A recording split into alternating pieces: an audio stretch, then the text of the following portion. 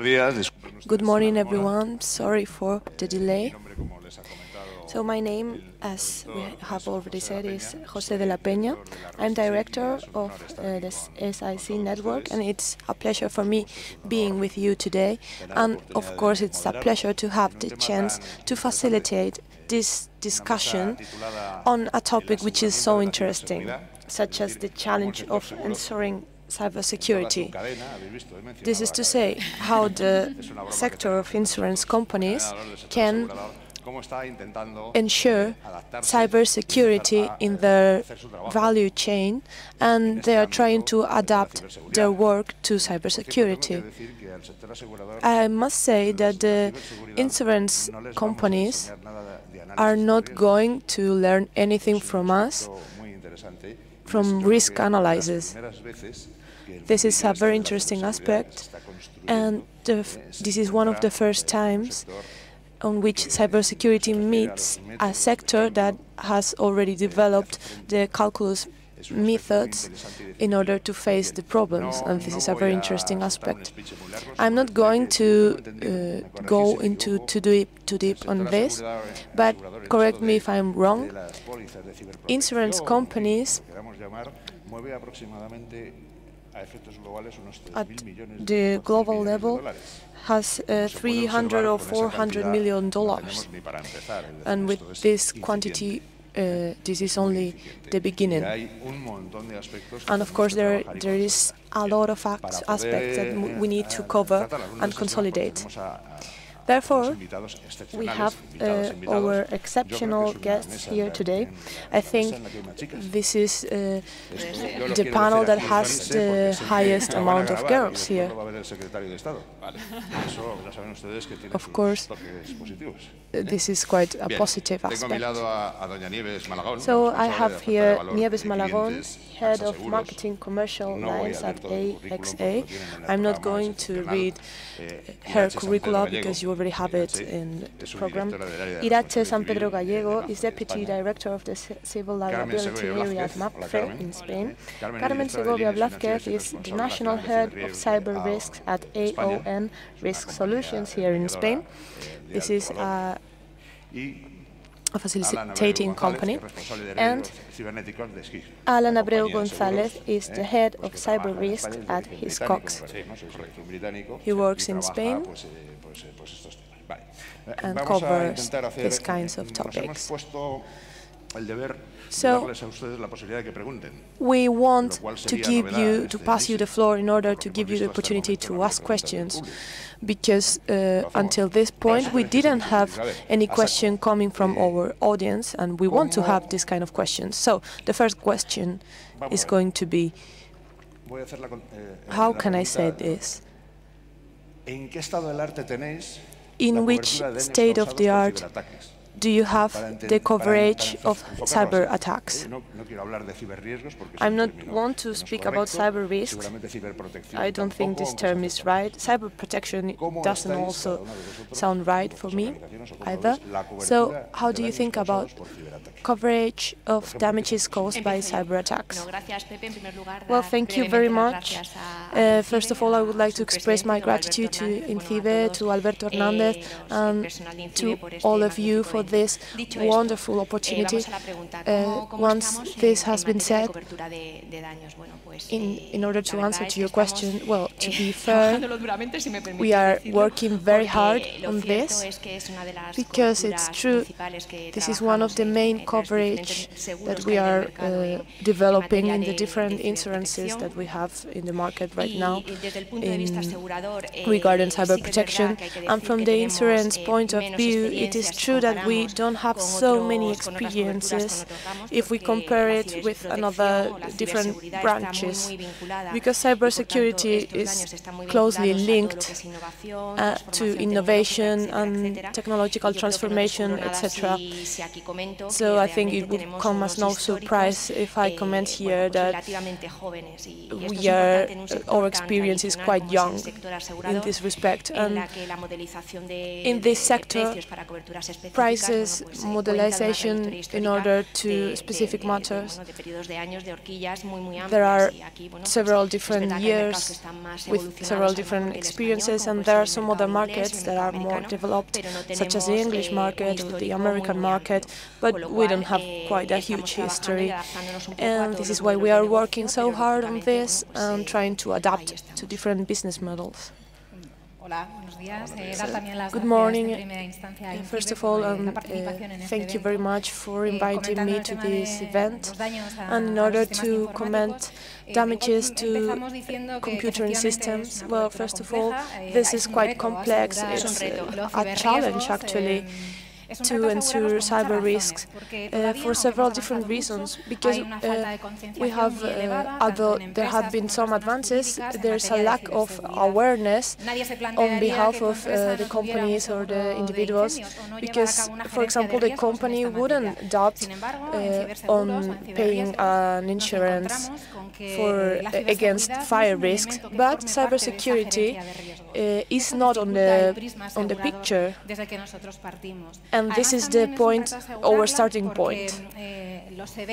And moreover, the events, cyber incidents, are getting more complex and getting also more, they are more year by year. Therefore, it is quite difficult to estimate the risk we are facing. This means that we need to work together with different models, and this is also a systemic risk, because computer systems are at risk. And last but not least, there's no protection in the market for this kind of risks. So we need to tackle this enthusiastically, but at the same time we need to work little by little and look at the American market, look at the development in the British market, and also implementing our own ideas, because this aspect will also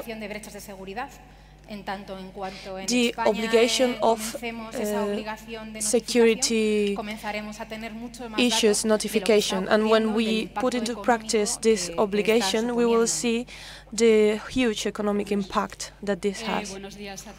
So, good morning to everyone. Thank you for coming here today, and thank also to INCIBE for organizing this wonderful event. Well, in line with what my colleagues were saying, this is an emerging risk that has come to stay. And this risk needs to be managed. And this is where insurance policies play a role. The first policies were created in 2013 because we found that we had to develop a new policy. But right now, there are several different coverages that are already implemented, but maybe not in the digital world in which companies right now live, IT, OT, artificial intelligence, etc. These elements are going to create new scenarios for us, and we will need to keep on developing our policies and our coverages, because these are going to be changed and our approaches are going to be changed as well. And I think these topics are going to be tackled throughout the whole morning. In Spain, we have started to manage the first damages regarding cybernetic management, and this is why we are getting more experience and we are getting stronger, and therefore developing such a policy is something very exciting for us. Well, good morning, everyone. Once again, I would like to express my gratitude to all of you for being here today on behalf of INCIBE. Well, just to comment briefly on what has already been said. It's true that we have a short history, but we are getting somehow an idea of the challenges, and we are getting closer to understanding what is exactly the risk. And this is why we're working together with different platforms, with different suppliers, in order to understand the risk better and have a better idea of different concepts. There is a lot of work to be done, both to solve these kind of issues, because, as Carmen was saying, 6 years ago, the world was completely different as today. This is a topic which is changing day by day. It is very important for all of us, and we are trying to offer this kind of coverage. And the good news is that this is not only a technological risk.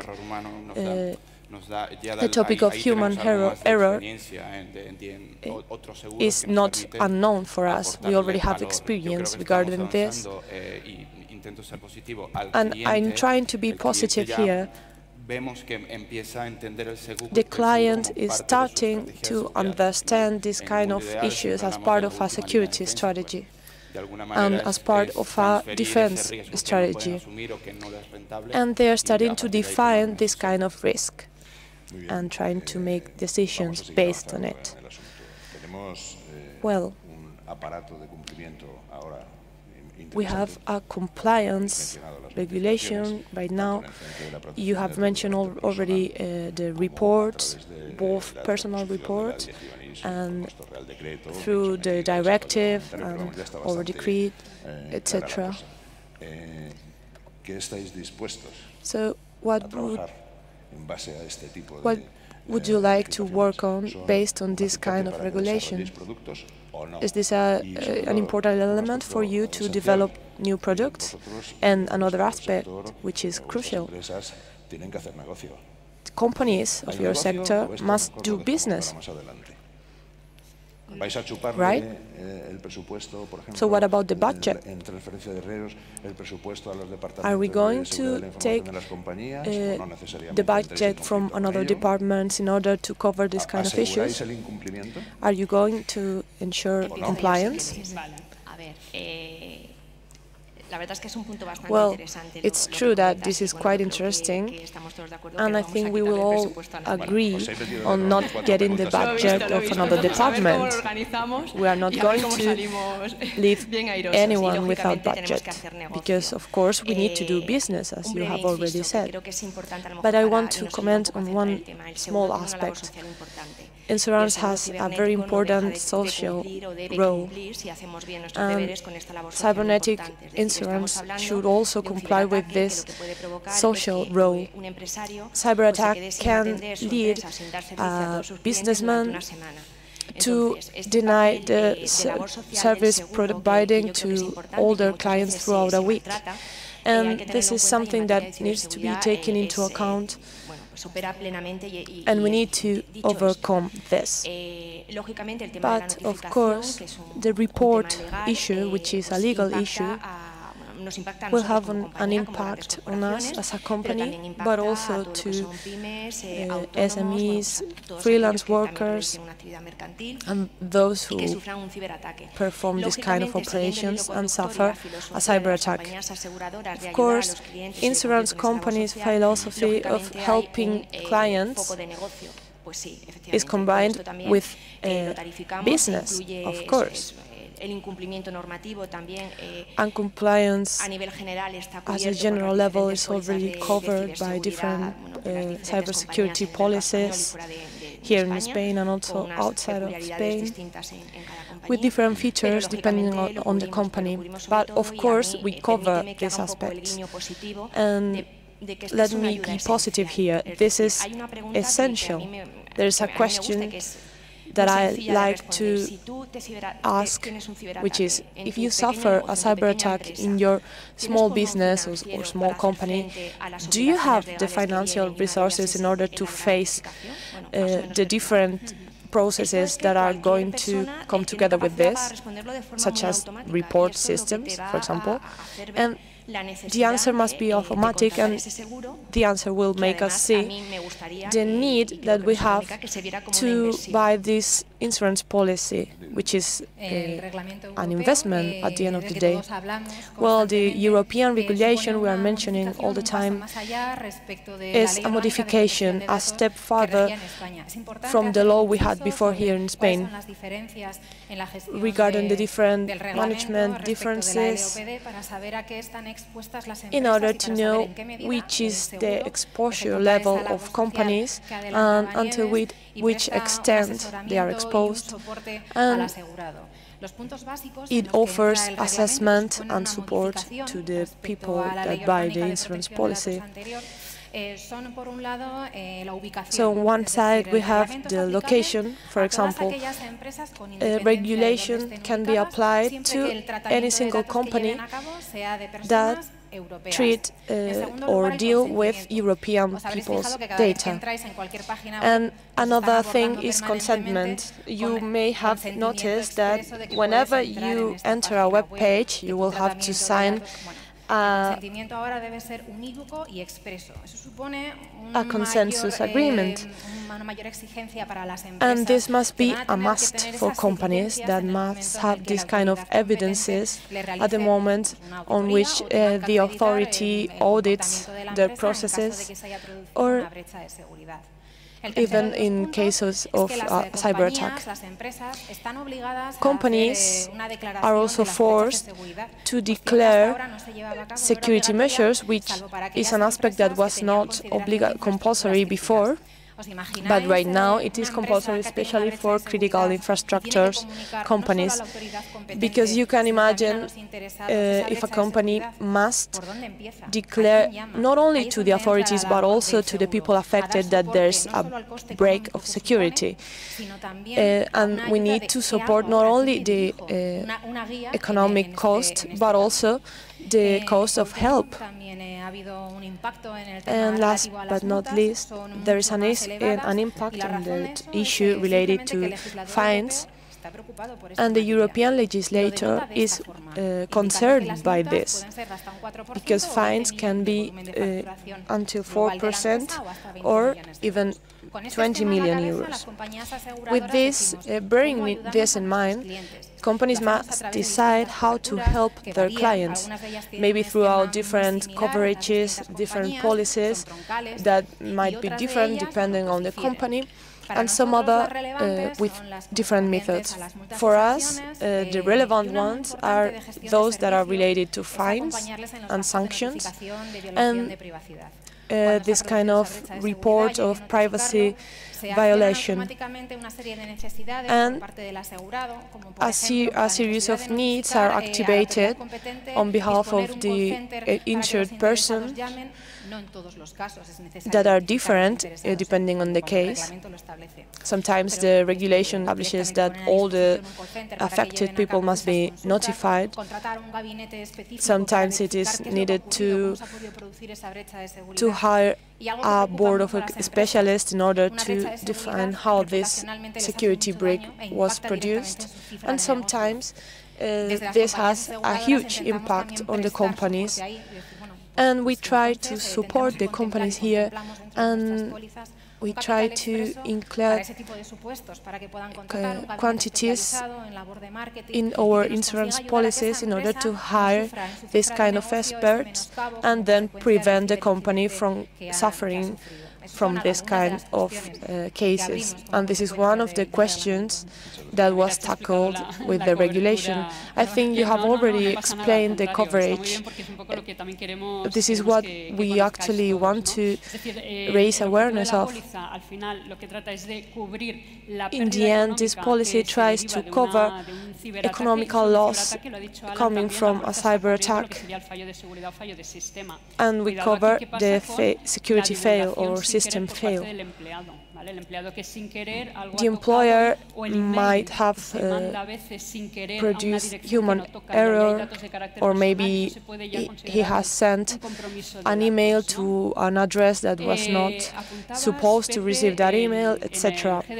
So you were already speaking about the GDPR, and when we speak about this kind of policies, we need to take into account not only the new regulation, which provides a huge quantity of guarantees, and this contributes to raising awareness on the companies, but we need to take into account some other regulations as well, because the previous regulation already established that this technological risk is not exclusive from the TI department, and this is also a business risk.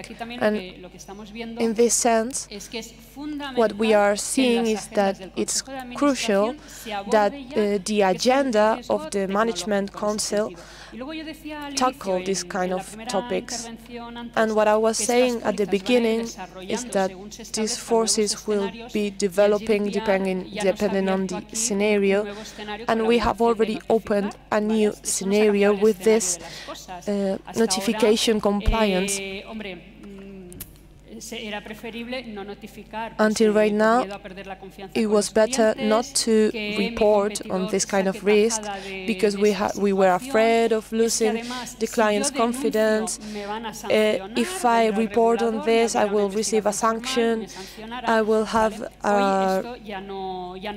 somebody telling me that this is not okay, etc. And this is not, we cannot do this right now. We cannot avoid reporting this kind of issues. Sometimes it's Visa or MasterCard, the one that it identifies a fraud. And when they identify this kind of things, for example, the last payment was performed in this company or in this shop, so this company has a problem. So it's better to report on this yourself than to have it reported by somebody else. We also understand these reports positively, and I want to mention our experience in America.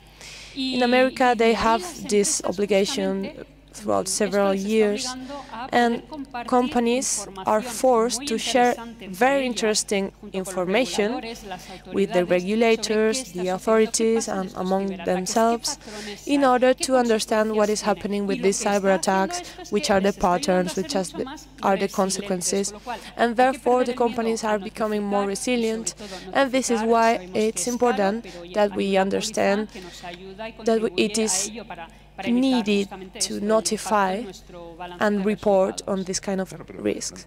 It's positive for us. Yeah, of course, but this reporting system in juridical matters, sometimes insurance companies, the first thing they do in order to declare these kind of cases is the claim to the authorities, to the government, etc.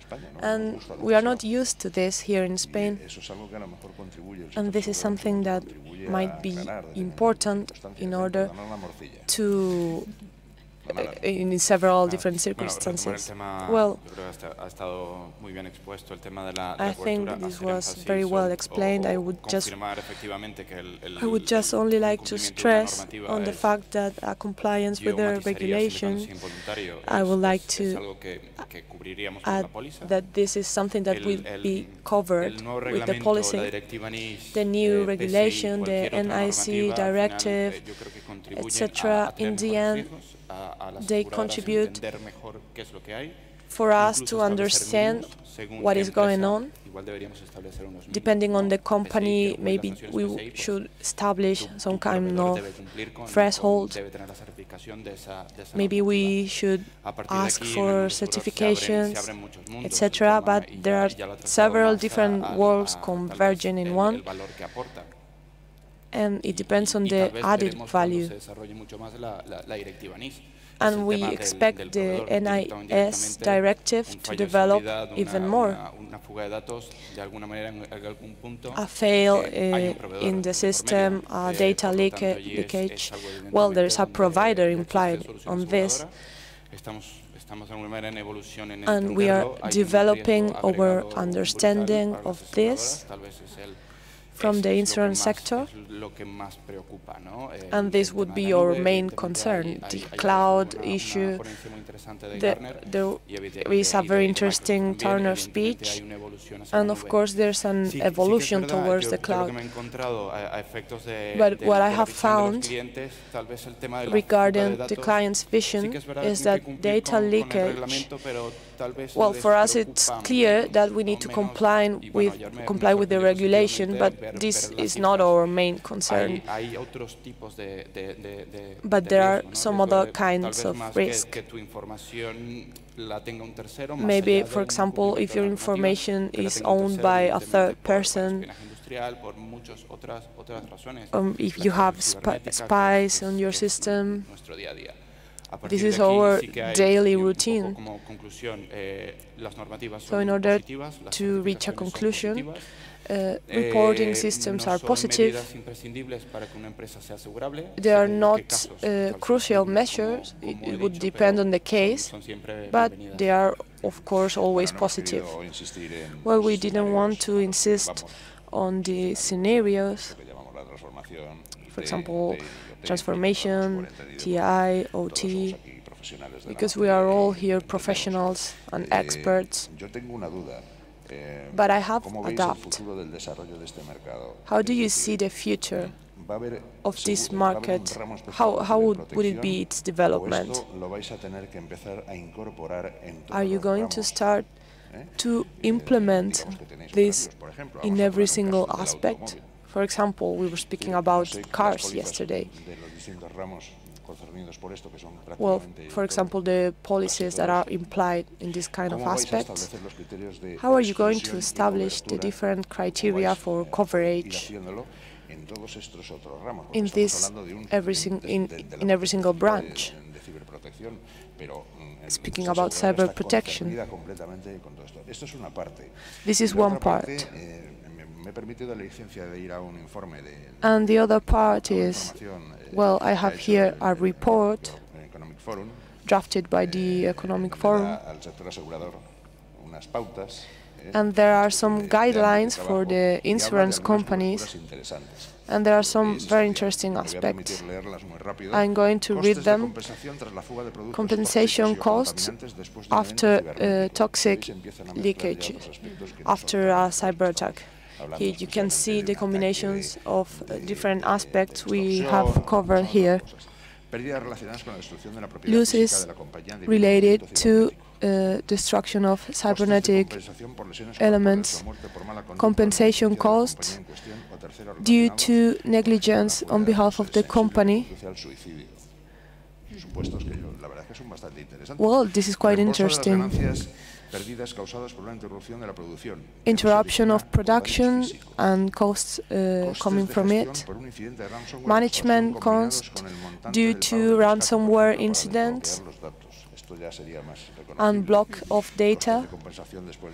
Compensation costs after leakage of private data. Incident costs. Replacement costs. Compensation costs for third-person damage. For example, if a company didn't suffer any damage, but maybe throughout the attack, some other people have been damaged. Well, actually, we don't have enough time for you to answer to all of these aspects, but I would like you to reflect on a future in which all these branches are interconnected. How do you think? Do you think it is interesting for business? We have 2 minutes, because afterwards we want to pass the floor to our audience. Well, I can answer to this if you want. I think this is very interesting for our business. Many of the recommendations you have read, I can already tell you that we are already working on them. Some of them are already implemented in our systems and in our policies and products, so we are on our way. And focusing on cybersecurity interconnected with another branches, of course, for me, I wouldn't speak about a mixture, but more like somehow an adaptation and an integration of cybersecurity in our daily routine. And when we speak about cybersecurity, we're speaking about having rights and freedom in the cyberspace, because we actually created this space and we are users, because we have all our phones connected to cyberspace, and sometimes it's quite surprising that some people don't have enough awareness of this concept. And we're speaking about competitivity, and in order to develop your business with digital practices. Of course, all of this combined lead us to cybersecurity.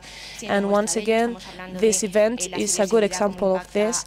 We're speaking about cybersecurity in the car sectors. We are not even speaking about autonomous car, but just the connected model that we have right now. And of course, if we evolve towards an autonomous models, we will speak about responsibility of the car programming system, etc. But relation will not be anymore about one person interacting with another, but one person interacting with a device and connected to this device. And of course, for example, in America, there are already devices that carry out physical work, and in order to measure how this model can evolve. So the spectrum is huge and it's a good opportunity, and I think we are all working towards this. Is there anything you would like to add? Yeah. This is not only about the insurance companies. I think we are all involved in the fourth revolution, which is a digital revolution that is affecting every single sector. And we are all working, depending on the sector, but we are all working on adapting ourselves to our new environment, which is quite different to the one we have been knowing until right now. Big data is changing our business models or the way on which we do business itself. And therefore, cyber attack might be an emerging risk that can affect traditional policies such as damage policies and cyber policies. So what we do see is that there is an evolution of every single policy, not only the cyber policies, but of all of them, and they are going to start to relate one to another. And we are calling this cyber silence because there's not a specific policy that ensures you all the damages coming from a cyber attack, but it's true that maybe there's not a specific exclusion. For example, in Great Britain, the English regulator is requiring insurance companies to be very clear about this, because physical damage policy doesn't necessarily cover all of this. So all the policies are going to evolve, and our sector is going to evolve a lot. So now I would like to pass the floor to the audience. Do you have any kind of question?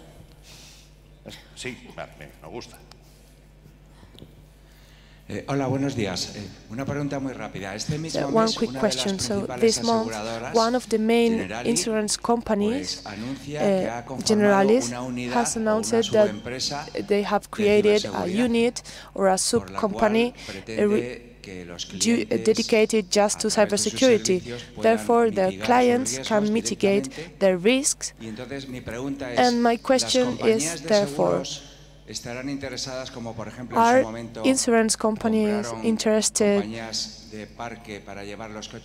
for example, in buying cybersecurity companies, for example, to implement aspects such as the one I have commented, or in order to analyze one cyber incident? Well, please, be brief. Well, I think Symantec is also working on this line, Amazon as well. I don't have enough data, but this might be a possibility. So maybe these two worlds will converge at some point, and we can find some solutions. I think these are very interesting synergies for both companies in the end. Well, I want to ask another question. Well, usually there are several different elements involved in this topic. One of them is manufacturers, products manufacturers, software manufacturers, and one of the problems is code failures or code errors that can be used in order to hack systems. But what do you think? What do you think the sector should do? At some point, we will need to close the cycle. And since software has this wonderful feature that is always has a defect, and there's a limited time in order to solve this defect, how do we cover this? And this is what we have with automatization. Well, this is a very clear example which can be compared with the analogical world. Sometimes we are thinking about this in terms of a science fiction film, but the manufacturer's element always have an equivalent at the analogical world that can be analyzed. And of course, it seems more sophisticated because we add the digital factor, but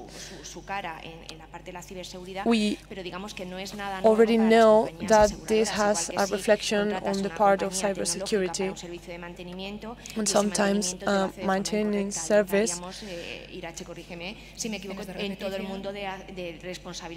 and then we will be involved in a world of responsibilities and repetition. Well, it's true that sometimes we do not always know if we have repeated or not, because sometimes these news are not covered by the press. But about closing the circle and not allowing this possibility to be repeated, well, it's quite complicated, and we need very specialized profiles. But if we're trying to prove this throughout our report, it's true that repetition actions are performed, and sometimes insurance companies are quite concerned about this, and providers are sometimes concerned on trying the devices to be simple and to connect very fast, but they don't think about the responsibility. And in a report that I read, in the year 2020, it would be a huge proportion of devices that are connected, and therefore this is why manufacturers must bear in mind their responsibility when they develop this kind of products. Yeah, I wanted to add that the risk analysis that we perform with our clients, patching policy is an issue that is always tackled. And this doesn't mean that we won't cover this kind of issues with the manufacturer, but actually we want to get to know him, because depending on the way they work, we will analyze these reasons, and the policy will take into account these vulnerabilities. Just to clarify, the cyber insurance vision has more to do with OT. And regarding responsibility, this is actually a topic that must be developed at a professional level or inside some other responsibilities inside the insurance world. And it's true that we need to pay attention to this. Well, another question? Yeah, please raise your hand. Yeah, please be brief, because we only have a couple of seconds left. Well, I wanted to ask about cars and insurance. We all know that nowadays new vehicles already have a port that with a simple smartphone you can communicate with it, and you can change some parameters and some other aspects. So I came up with a very interesting question. We are already seeing it, and the day after tomorrow we might have a problem with a hacker cyber-attacking our car. We are speaking about Tesla or any kind of model. So this car has an accident. So who would be responsible for this? Because insurance companies will have, well, we have a security breach, and so who would be responsible for this? Who? Well, please be brief with your answer. Who would like to answer this? Well, this is quite a complex question. Pero por favor, en segundos, porque estamos fuera de tiempo. Perdón, al fabricante de software. So the software manufacturer will say, no, it's not my fault. The fault is from the driver that was not driving well. I think they already have understood what you have asked. Yeah, it's complicated to have a clear answer. I think this is a kind of risk that is not covered here in Spain. We must have a perspective of the driver and the passengers and the personal damage. I think we had a presentation yesterday that dealt specifically with this case, and this is an aspect that will be developed during the following year. So thank you very much. Please, a round of applause for our speakers, and thank you very much to you all. Okay.